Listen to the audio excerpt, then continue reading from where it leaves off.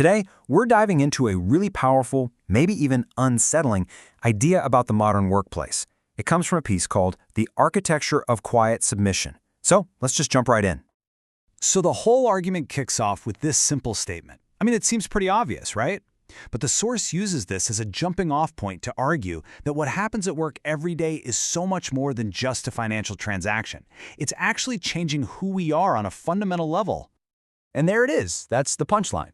This reprogramming, it isn't some big, obvious thing. It's not happening through force. It's happening in the quiet, day-after-day repetition of our work lives, and it's slowly, almost silently, changing our internal baseline for what we expect a day to feel like. Which brings us to our first section, the quiet reprogramming. The core idea here is that being professional involves this subtle trade-off. We're kind of asked to swap our natural alertness and energy for a more passive, compliant state. In a way, we're learning to want less from our day. Just think about that moment before you start your workday, before you log on or walk to the office doors. According to this idea, we're all performing this little ritual where we suppress parts of ourselves. We hit the mute button on our curiosity to just focus on the to-do list. We silence our personal sense of urgency to match the company's pace, and we quiet that hunger for anything that falls outside our job description.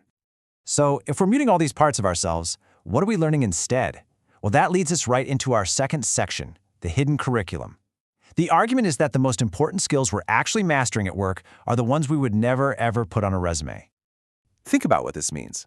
It's not just about getting through a boring meeting. It's about mastering the endurance of boredom. It's not just feeling stressed.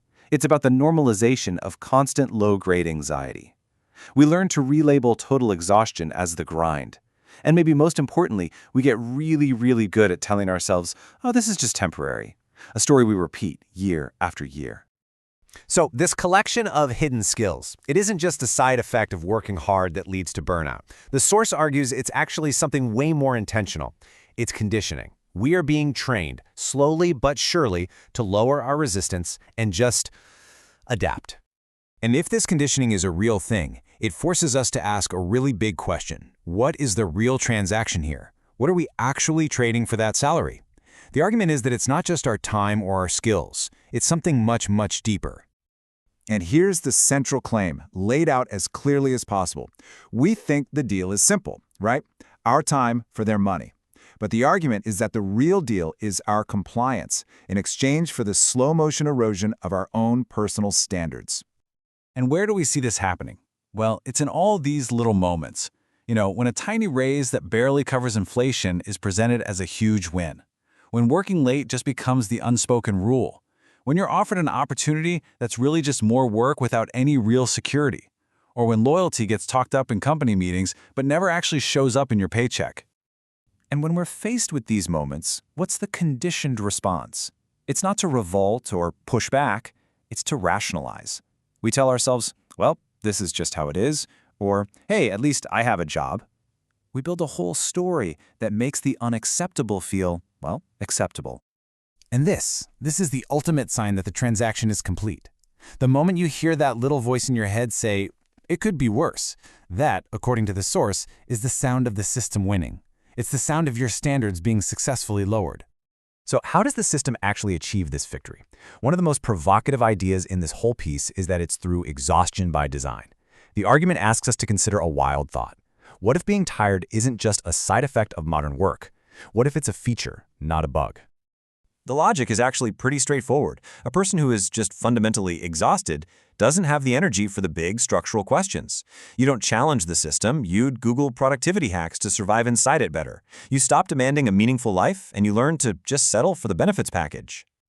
So it creates this really delicate balance. The system, from this point of view, keeps you just energetic enough to survive and get your job done, but consistently too drained to ever do the deep, difficult work of truly redesigning your life. In other words, exhaustion is what keeps everything the same. All of this, the conditioning, the exhaustion, it's all building toward a final stage.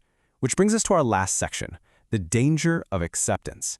If those are the tools, then what's the true endgame of this whole architecture? The source suggests that it's not what we usually think of. It isn't burnout.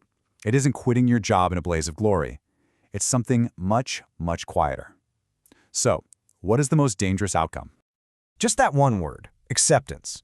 The final stage isn't some dramatic collapse. It's a quiet, internal surrender to the idea that this is just the way things are. So what does this acceptance actually look like?